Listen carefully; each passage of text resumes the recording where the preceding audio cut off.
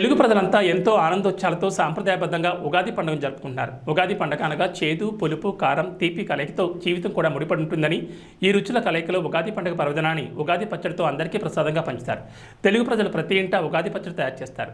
సాంప్రదాయ దుస్తులతో ఆలయాలకు వెళ్లి పూజలు చేస్తారు. అయితే ఉగాది పండుగ సందర్భంగా పూజా సామాగ్రి కొనేందుకు భీమవరం, ఆదివారం బజార్ సెంటర్లో రేట్లు అధికంగా ఉన్నప్పటికీ ఉగాది పండుగకి తగ్గేదేలే అన్నట్లుగా తెలుగు ప్రజలు వేప పువ్వు, మామిడికాయలు, చెరుకు గడలు, మామిడి తోరణాలు, అరటి పండ్లు, వివిధ పూజా సామాగ్రి కొనేందుకు ప్రజలు ఎక్కువగా ఆసక్తి చూపించారు.